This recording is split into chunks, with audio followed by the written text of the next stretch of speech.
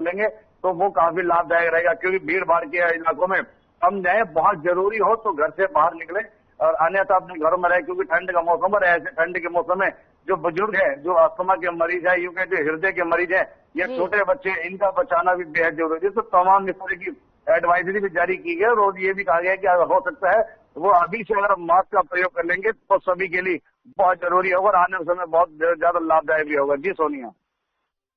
जी, बने रहिए हमारे साथ। रुक कर लेते हैं फरीदाबाद का। मोनू पांचाल जी, आज आपके हल्के में क्या कुछ खास तस्वीरें देखने को मिलेगी?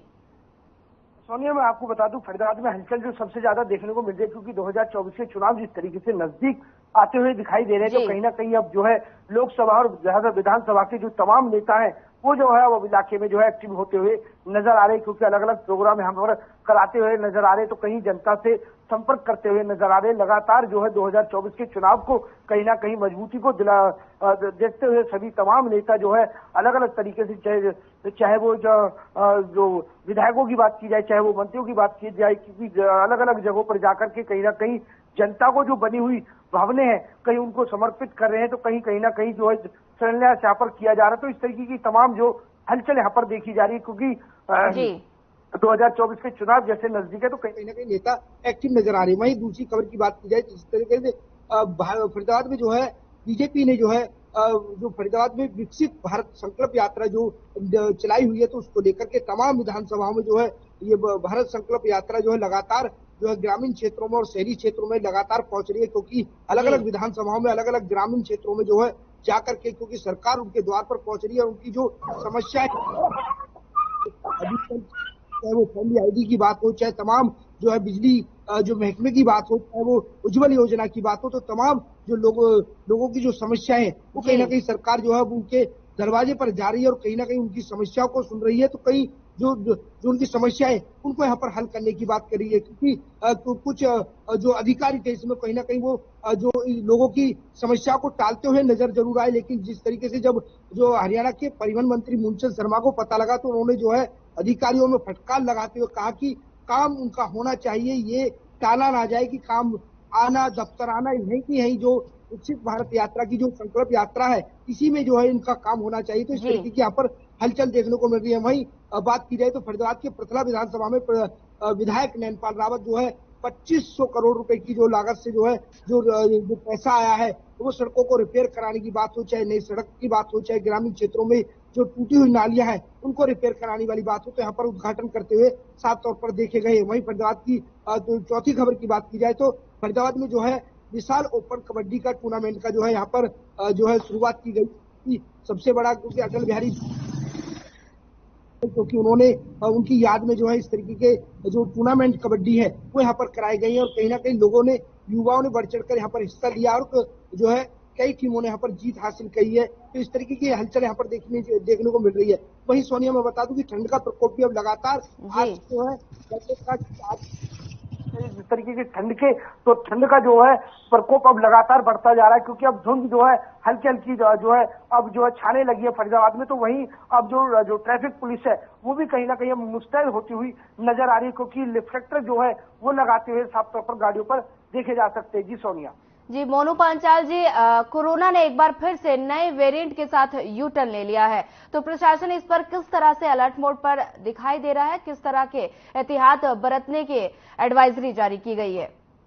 देखिए, जिस तरीके से ठंड का प्रकोप जब ठंड शुरुआत होती है तो कहीं ना कहीं कोरोना के जो मामले हैं वो लगातार कहीं ना कहीं सामने की आने की आशंका होती है। तो कहीं ना कहीं जब डॉक्टरों को, अभी तक फरीदाबाद की बात की जाए तो फरीदाबाद में अभी तक कोई जो है इस तरीके का नया वेरिएंट जो है वो सामने नहीं आया है कोरोना का पेशेंट, लेकिन डॉक्टरों की एडवाइजरी साफ तौर पर है कि जिस तरीके से पिछली बार जो कोरोना के टाइम पर जो लोगों ने एहतियात बरते उसको लेकर के अब एहतियात यहाँ पर बरतने की बात आ रही, क्योंकि ठंड का प्रकोप जो है वो बढ़ने लगा। तो कहीं ना कहीं लोगों में खांसी, जुकाम, अस्थमा, इस तरीके की जो बीमारी के जो लोग हैं वो कहीं ना कहीं अब यहाँ पर सामने देखने को मिल रही है और इसी के चलते जो है नया इवेंट जो है वो कहीं ना कहीं पैदा होता है। तो इसको लेकर के मास्क लगाए और कहीं ना कहीं जो सैनिटाइजर है या जो बाहर निकलते हैं उनको हाथों को भी कवर रखें, ताकि जो कोरोना का जो प्रकोप है वो लगातार बढ़ ना सके। लेकिन फरीदाबाद की बात की जाए तो फरीदाबाद में अभी इस तरीके का कोई मामला सामने नजर नहीं आया। जी सोनिया। जी, मोनू पांचाल जी बने रहिए हमारे साथ। रुक कर लेते एक बार फिर पलवल का प्रवीण आहूजा जी। लगातार मौसम में बदलाव हो रहा है, लगातार ठंड का प्रकोप बढ़ने लगा है, जिसको लेकर विजिबिलिटी पर कितना असर पड़ा है? बिल्कुल सोनिया, विजिबिलिटी की बात कर लेते हैं। जो जिला ट्रैफिक पुलिस के अधिकारी है, उनका कहना है कि अब जो धुंध जो है वो आगे कहीं न कहीं बढ़ती दिख रही है। तो ऐसे में हालांकि पुलिस तो सजग है, लेकिन उनकी एक एडवाइजरी भी आ रही है कि वो अपने वाहनों को एक तो धीमी गति से चलाए, और सबसे बड़ी बात है कि फोग लाइट जो होती है वो भी अपने डिपर का जरूर प्रयोग करें, ताकि पीछे से जो वाहन आ रहा है और आगे वाले वाहन को थोड़ी जानकारी मिल सके, कि उसको दिख भी सके कि आगे भी जो वाहन चल रहा है। और ज्यादा से ज्यादा जो है वो जो पार्किंग लाइट होती है वो भी इंडिकेटर का जलाकर चले, क्योंकि स्थिति कहीं विकराल ना हो जाए, और बचना और बचाना दोनों बेहद जरूरी है। तो इसको लेकर जिला ट्रैफिक पुलिस की ओर से हर चौराहे पर अब लोगों को, वाहन चालकों को समझाया जा रहा है, उनको जागरूक किया जा रहा है कि वो धीमी गति से चलते रहे और एक लेन में चले। अगर कहीं लगता है कि कहीं आगे बीच में दुर्घटना का वाहन बीच में खड़ा है तो उसका बचाव करे, और जो भी नियम है, जो नियम बनाए हुए यातायात के, उनका तो पालन करना, खास करके धुंध के मौसम में तो बेहद जरूरी है। और चौराहे पर जो है रिफ्लेक्टर जो है टेप होती है, ये ट्रैक्टर ट्रॉली है, इनके पीछे लाइट वगैरह नहीं होती, इनसे ज्यादा एक्सीडेंट होते हैं, तो इन पर रिफ्लेक्टर टेप लगाने का भी काम किया जा रहा है। और जो थ्री व्हीलर है, इन पे भी कई बार लाइटें टूटी भी होती है, ये लोग मरम्मत नहीं करा पाते, तो उनको भी अलर्ट किया जा रहा है कि अपनी गाड़ी को मरम्मत करा ले, और इस तरह की लाइट वो लगाई जा रही है। और जिससे कि आने जाने वाले लोगों को जब रिफ्लेक्टर लाइट जो है, टेप जो है वो चमकती है, तो पीछे से वाहन, पीछे वाले को पता लग जाता है कि आगे कोई वाहन चल रहा है। तो तमाम इस तरह की जो ट्रैफिक पुलिस को एडवाइजरी है वो भी जारी की जा रही है कि बचाव करके चले और धीमी गति से वाहनों को कराए, क्योंकि धुंध में लगातार दुर्घटना बढ़ती है और कई लोगों की मौत भी हो जाती है। तो इसको लेकर जिला ट्रैफिक पुलिस पूरी तरह से सजग है, और लोगों को जगह जगह हर चौराहे पर लोगों को जागरूक करने का काम भी किया जा रहा है। जी सोनिया। जी, प्रवीण आहूजा जी बने रहिए हमारे साथ। एक बार फिर रुक कर लेते हैं फरीदाबाद का मोनू पांचाल जी। लगातार पहाड़ी इलाकों में लगातार मौसम विभाग ने बर्फबारी और बारिश की संभावना जताई है, और वहीं मौसम विभाग ने हरियाणा में भी अलर्ट जारी किया है। इसको लेकर प्रशासन किस तरह से अलर्ट मोड पर दिखाई दे रहा है?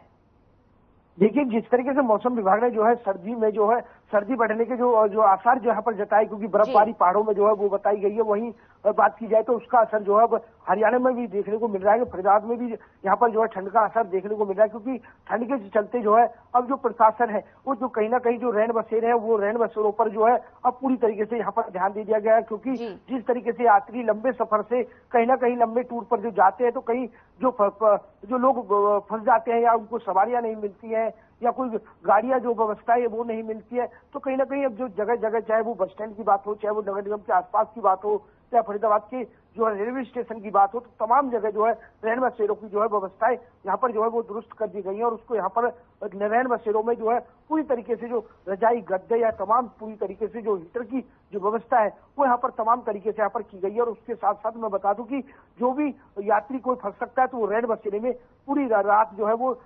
रुक सकता है, क्योंकि ठंड का प्रकोप लगातार सबसे ज्यादा बढ़ता है, क्योंकि लोग जो है बाहर यहाँ पर रुक नहीं सकते सर्दियों में। तो कहीं ना कहीं अब रैन बसेरों पर सबसे ज्यादा जो है प्रशासन ने ध्यान दिया है, और रैन बसेरों में पूरी तमाम सुविधाओं को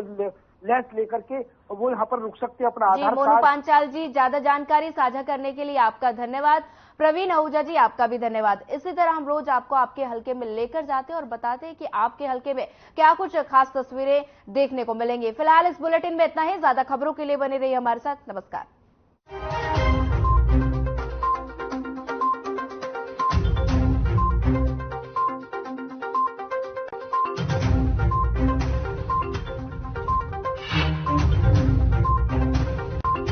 Sound really fast. I can make